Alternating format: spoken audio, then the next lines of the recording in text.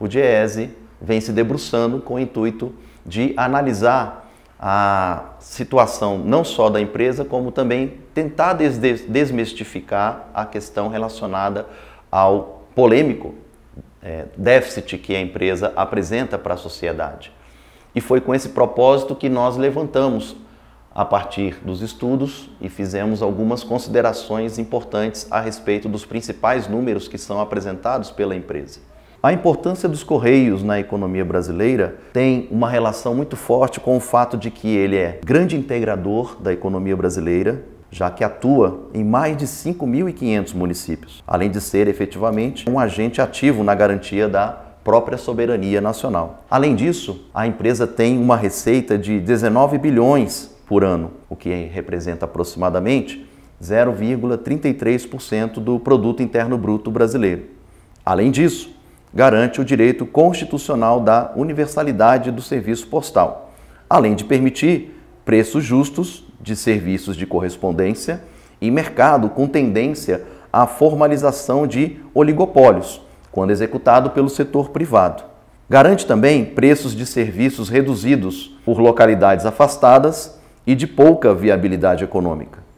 E disponibiliza serviços bancários a municípios de baixa renda, possibilitando a circulação de recursos na localidade, além de efetuar pagamentos do INSS, frentes de trabalho, entre outros. Somado a tudo isso, ainda emprega mais de 115 mil empregados, permitindo o sustento de quase 400 mil pessoas entre empregados e familiares. Nessas análises que estão sendo feitas, um dos elementos que foi analisado foi a questão da evolução das receitas dos Correios nos últimos anos.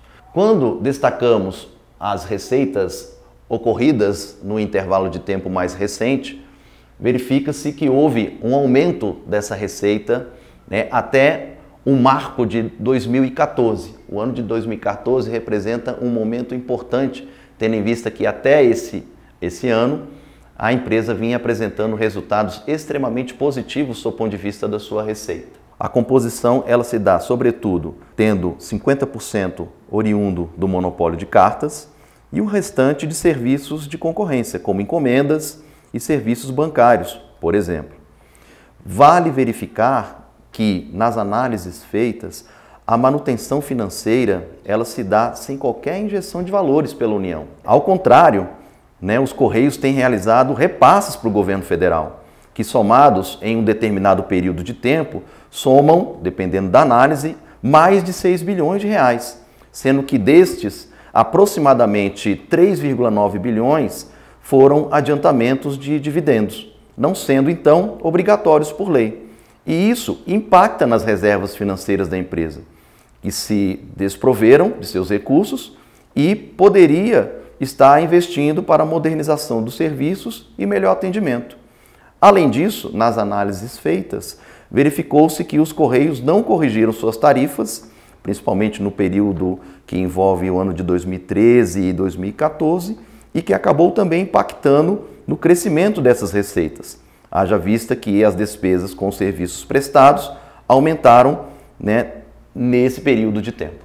Em relação ao déficit que é apresentado para a sociedade, é importante que se diga que, em primeiro lugar, houve um comportamento das despesas, o crescimento se deu praticamente de forma proporcional ao que aconteceu do ponto de vista das receitas ocorridas nesse intervalo de tempo, principalmente até o ano de 2014. E, nesse marco, a partir de 2014, verifica-se que o déficit ele vem sendo bastante influenciado por algumas provisões que a empresa tem feito para os próximos anos, sobretudo em relação a um item extremamente polêmico chamado pós-emprego. O pós-emprego é um benefício que visa garantir os pagamentos com saúde e previdência dos seus aposentados no futuro. Geralmente, é um procedimento adotado em empresas detentoras de ações no mercado, as famosas empresas de sociedade anônima, o que não é o caso dos Correios, mas foi uma opção adotada pela empresa. O cálculo do pós-emprego nos Correios quantifica o período de aproximadamente 20 anos e lança esse cálculo total em aproximadamente 5 anos.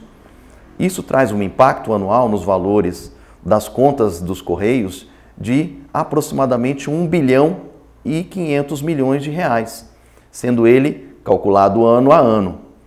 O que significa dizer que durante pelo menos 5 anos a empresa tende a ficar no vermelho. Em relação ao comportamento das despesas, verificou-se que mais de 50% do peso dessas despesas são relativos à questão das provisões. Percebe-se que não há dívida a ser quitadas, porém se percebe que muitas despesas têm um certo nível de questionamento, como por exemplo os diversos patrocínios que foram discricionados pela administração da empresa, além do mais, alguns gastos relacionados à quebra de contratos, perdas de prazo, questões relacionadas a indenizações e também despesas trabalhistas, dentre outros, que acabaram também impactando fortemente nas despesas nos últimos anos. Entre um dos contratos que praticamente onerou bastante as contas da empresa foi o distrato com o Banco do Brasil, que trouxe uma despesa de quase 2 bilhões de reais, sendo que posteriormente a empresa manteve os serviços com a mesma instituição financeira. Um outro elemento que foi objeto de análise nesses estudos foi o fato de que o Brasil realmente vem passando por um momento de crise. E essa crise vem afetando grande parte das empresas em nível nacional. Muitas delas até empresas estatais. Nem por isso, tais empresas ensejaram medidas tão vigorosas como as alardeadas pelos Correios, como demissões em massa, perda de benefícios e sua possível privatização. Um dado que chamou a atenção é o da produtividade. Apesar dos diversos planos de demissão voluntária e ausência de concursos públicos, a produtividade aumentou, mesmo com menos empregados. Uma outra análise feita diz respeito ao nível de investimento ocorrido na empresa nos últimos anos. Mesmo não se tendo ainda as informações definitivas relativas ao ano de 2016, a prévia é de que o nível de investimento seja da ordem de 309 milhões de reais, o que representa uma queda de 37% em relação ao ano anterior. O estudo serve e poderá servir ainda mais de subsídios para se discutir e rediscutir os Correios.